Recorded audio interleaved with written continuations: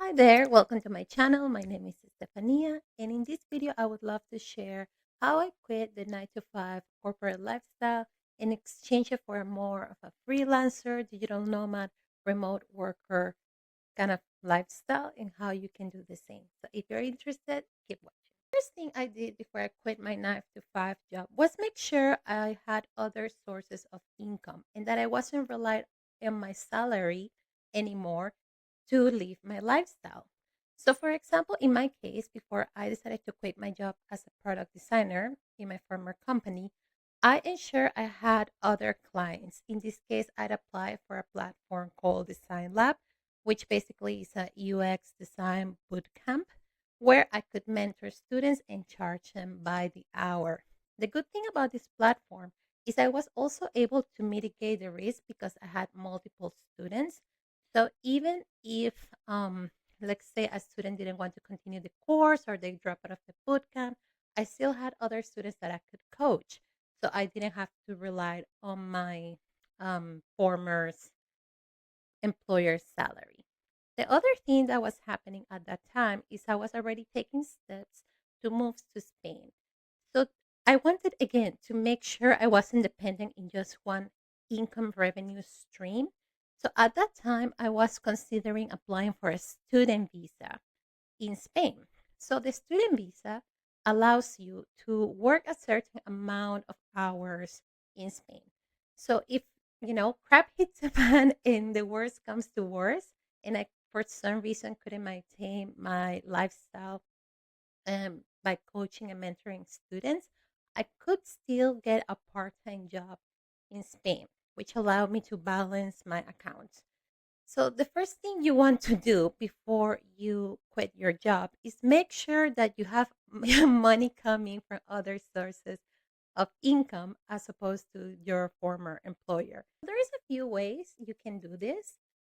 While you're still working at your 9 to 5, you can start freelancing, say in your own profession. Let's say you're an accountant or a software developer or whatever, right? So as long as there are no conflict of interest with your company's contract, because you don't want to have a lawsuit coming your way, you can try to start freelancing with private clients and slowly building your network and getting referrals. So again, you can start building different areas of revenue and income and different income streams. The other thing you can do is, of course, to grow a side hustle, whether that is a drop shipping, e-commerce website, a blog. Even though there's many different ways you can go about it, delivery services. Uh, yeah, well, I can make another video regarding side hustles ideas, but you get my drift. And finally, you can do similar to what I did. If you already are kind of an expert, or you have 2 or 3 more years working in your profession, you can try finding platforms where you can teach and coach other people who want to learn to do the same and charge the students by the hour. So again, you're trying to build different sources of income. So when you quit your job, you're not, covering, like we say in my country, covering yourself with one hand and the other. You actually have a secure, more or less, money coming your way. And talking about money, the second thing, oh, hi, Doug. Excuse me. There we go. Like I was saying, and talking about money, the second thing that you absolutely must do before you quit your 9 to 5 job, at least in my opinion, is to build an emergency fund. Because yeah, you never know if there's unexpected expenses. There's always unexpected expenses, and again, you want to be prepared. And ideally, you don't want to get in debt, right? It's a very tricky situation to be in. And this applies even more so if you have pets, family, children, or anyone that are depending on you that can incur into unexpected, unforeseen expenses. So very, very important to build an emergency set 3 months, even better 6 months to a year before you quit your 9 to 5. So again, if crap hits the fan, at least you're prepared to look for another job or get more clients or whatever. We want to hope for the best. At the same time, we want to prepare for the worst. How can you build an emergency fund? Again, I'm not a financial advisor. This is not professional financial advice. It's just my own experience and what has worked for me. So the first thing you want to do is to have a budget. You want to have a budget with all the expenses listed so you really know where your money is going, right? So once you have your budget, I like to use the tool You Need a Budget. I think it's very detailed and it allows me to kind of like project my money into the future and see how my expenses are gonna work, not now, but only in the future, as well as my income. Again, this is not a sponsor, it's just a tool that I really like, but I have also used plain old Excel or Google Sheets in the past. It works just as well. So yeah, the first thing we want to do is to have a budget, to know exactly what are our expenses and what is our perceived income, again, because when you are having a business or a freelancer, it might fluctuate a little bit. Then you want to treat your emergency fund as an expense. It's not optional, or it shouldn't be. It should be, okay, I'm gonna set aside money for for emergency funds. And depending on how fast you want to quit your job, how aggressive you want your goal to be, how much money you have available to you, how much wiggle room you have, then this amount will vary. But yeah, ideally you want to make the emergency funds a category in your budget. The third thing you want to do, or what I did before I quit my 9-to-5 job, is kind of analyze my current lifestyle. What is the lifestyle that I want to have versus the lifestyle that I have right now, and how much does each one cost? So for example, at the time I was at my corporate job, I lived in downtown Montreal by myself. I have my little cat, dogs, and I didn't have a car, so there was a certain amount of money I was spending, but at the same time I always been very mindful of saving. But I was conscious that if I were to quit my 9-to-5 job, although the potential of earning more money is there, because there's kind of like a ceiling that comes from salary jobs, there's also more risk, because again, being a freelancer, being a business owner, your money kind of fluctuates. So I needed to prepare for that. And in my case, I kind of wanted to have a bit of a less expensive lifestyle, but I still enjoy certain level of freedom and flexibility and comfort. So in my case, one of the things that I did to accommodate my lifestyle, again, I did my budget. I've kind of assessed, okay, what is a must versus what is a nice to have? Can I reduce expensive? And another thing, even though I wanted to move to Spain, not only for the cost of living, but for other reasons, there actually is an advantage in terms of cost of living, because Canada is significantly more expensive than Spain.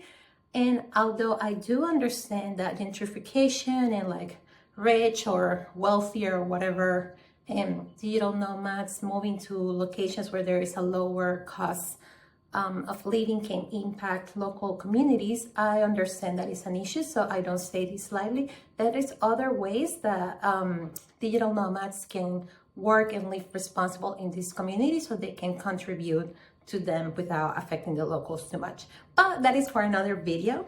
So let's continue on the subject. What does this mean for you? So before you quit your job, then the third step is to kind of like analyze your current lifestyle and how much that lifestyle is costing you. Then analyze what kind of lifestyle you want after you quit your 9-to-5, and how much that lifestyle is gonna cost you, because there's likely going to be some differences. So it's just good to prepare. You might have enough clients or enough business to maintain the same level or even a better level than before, which in that case, congratulations for you.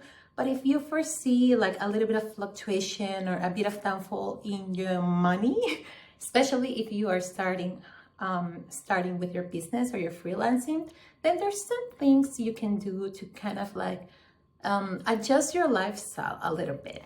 So the first thing you want to do, as I mentioned in the previous point, is to have a budget, just to have a clear picture or a clear-ish picture of your expenses today versus your expenses tomorrow, and that's going to help you make the decisions that you need to take. Another thing you can do, which is also regarding the budget and expenses, is kind of like define what is a must-have versus a nice-to-have. What is a must-have that I have in my life to make me happy, to make me feel like I'm comfortable, and maybe you need to study karate. I don't know. I'm sorry if I'm mispronouncing that. Or you really like your ice cream or whatever. I'm talking from personal experience. But maybe it's so nice to have, like, you don't have to, I don't know, like go to parties every Friday, or you don't have to go to the cinema anymore every Tuesday. You can watch movies with your friends from home, right? So you can decide, okay, what is a nice to have expense versus a must have, and that can help you kind of like assess, okay, how can you change a little bit your lifestyle. Of course, your emergency budget, we already talked about that as well. And another option is honestly to move. That's what a lot of digital nomads do. They move to locations where they can live better for less income. But again, there is certain ethical, I would say, debates going on around that as of now. I think it's still something to consider if you want to kind of like move from the 9 to 5 structured lifestyle to a bit more of a flexible, even remote worker slash digital nomad lifestyle. The thing that I did before I quit my 9 to 5, and that I think is super, super important for you before you quit yours, is to be very, very clear about your tax structure and how many taxes you're going to be paying and to whom and how often. So for example, in Canada, where I was working, what it's called, let's say like employee salaries are taxed a bit different, like say like sole proprietorships or freelancers, if you will. At the same time, for me, it's a bit more complex because, like I mentioned, I moved to Spain. So in Spain, there is also another way to do this. And because as of now, I'm actually talking to an accountant right now, because Canada and Spain have a tax treaty, so as to people not be, like taxed 2 times, hopefully. But again, there is a lot of things you need to keep in mind. And I have known people, I have a friend, she has a very successful business, and she moved to Spain as well with a digital nomad visa. And she's a very diligent person, super vigilant is how you say it. Anyway, the point is she did her research, but I think maybe it was a bit misinformed because she actually went through a big scare, because it turned out here in Spain, compared to where she's from, Australia, the taxation as a freelancer slash business owner is going to be so much higher. So she was afraid that she couldn't even have enough money to pay herself afterwards. Fortunately, everything turned out okay. So she's able to, continue living in Spain and having a profitable business. That said, that is a very, very, very scary situation to be with, because as the saying goes, there's, I would say, instead of 2, 3 things certain in life, the saying goes taxes and death. I would add change to that. But yeah, so you will be charged taxes. And the thing is, like, as a business owner and as a freelancer, unless you hire an accountant, if you can do so, I would highly recommend to do so. Yeah, it's something that you're gonna have to take responsibility for, right? So it's very, very, very important that you get very clear before you quit your 9 to 5. What does that mean? Because, for example, in Canada, for me, there's actually tax advantages for being a freelancer, even more so than being an employee. Being an employee in Canada, they take a lot of taxes from you. But in Spain, it's kind of like the opposite, like they take a lot of money. The government taxes you a lot for being a freelancer in Spain. But I already knew that before I decided to move here. Like I say, I moved for other reasons. But I would hate it if I moved here and then I found out I would have to pay this much money in taxes. So before you quit, definitely make sure you know what tax structure you're gonna fall under. So what can you do?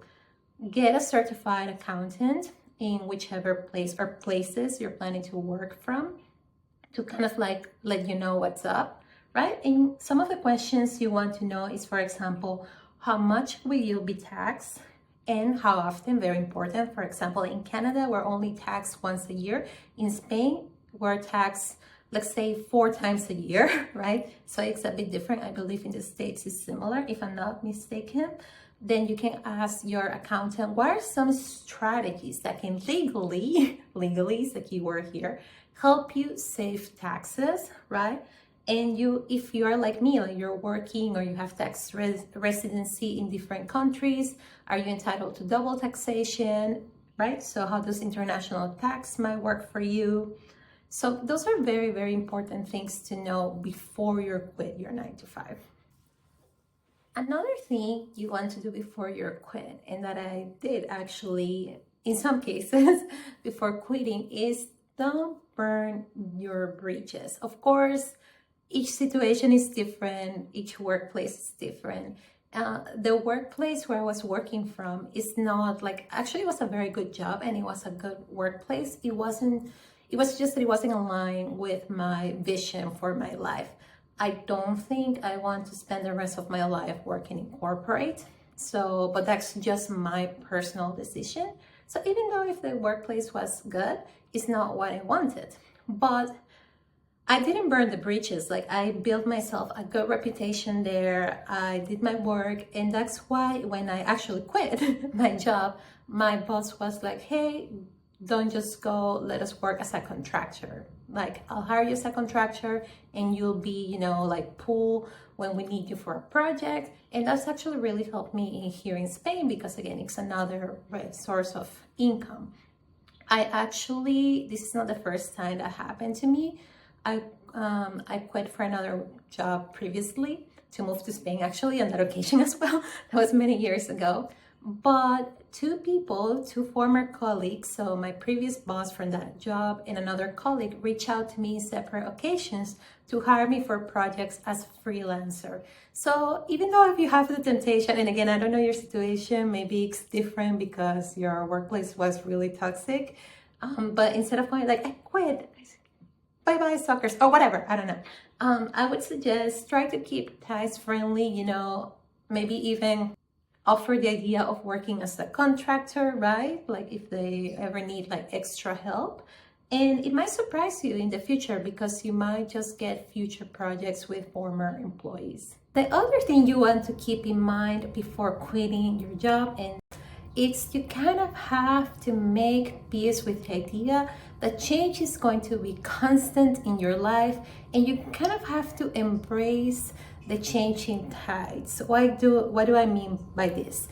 Not everybody is made for the digital nomad and kind of entrepreneurial life, and I think this is a good thing. And actually, like I mentioned at the beginning of the video, I think a good corporate job with a nice culture and fair salaries and good workmates, I think it's a very good thing for certain people. I think it can be a wonderful thing for many, many people because it offers a sense of stability and security and companionship. There are many good things that come from it. But for those of us who know for sure in their bones that that's not the lifestyle that they would prefer, they want more flexibility and they want to be freelancers, they want to build their own thing from the ground, as entrepreneurs often do, you just have to be comfortable with the idea of change. Life is going to be a bit more unpredictable. And as I discussed before, there are definitely ways to mitigate the risk, right? By building emergency funds, by diversifying your clients and your income sources, etc., etc. You're still gonna have moments where, again, there's going to be uncertainties and problems that your boss is not going to take care of you. Your finance department is not going to take care of it. Neither is going to be the HR department. You're gonna have to do it yourself. So yeah, you're just going to have to make peace with that. So if that's something that sounds like you like the challenge, you like to embrace the changes, you have certain independency and you don't mind dealing with those things from time to time, then yeah, for sure. Then I think this is a good mindset to have before you quit your 9 to 5 job. If you're someone who really gets nervous around changes and like unpredictable situations, I would rethink it a little bit. Maybe you can still prepare more the cushion before taking that jump. But yeah, just keep in mind that it's going to be a more of an unpredictable lifestyle. But hey, it comes with amazing rewards, right? Like flexibility, freedom, autonomy, and all these beautiful things. So yeah, that's it for me. That's kind of like the story of how I quit my 9 to 5 job. If you still would like more insights into how live kind of like a remote working slash digital nomad lifestyle, feel free to subscribe to this channel. If you found this video helpful for you, feel free to give it a like. I also wrote a book called How to Work from Anywhere, when I walk you through how to prepare and find and keep and thrive as a remote worker and digital nomad if you wish to do so. Other than that, have a lovely day. Feel free to leave your comments down below with your experience. Keep it respectful, but other than that, have a lovely day, like I say, and see you in the next video. Take care.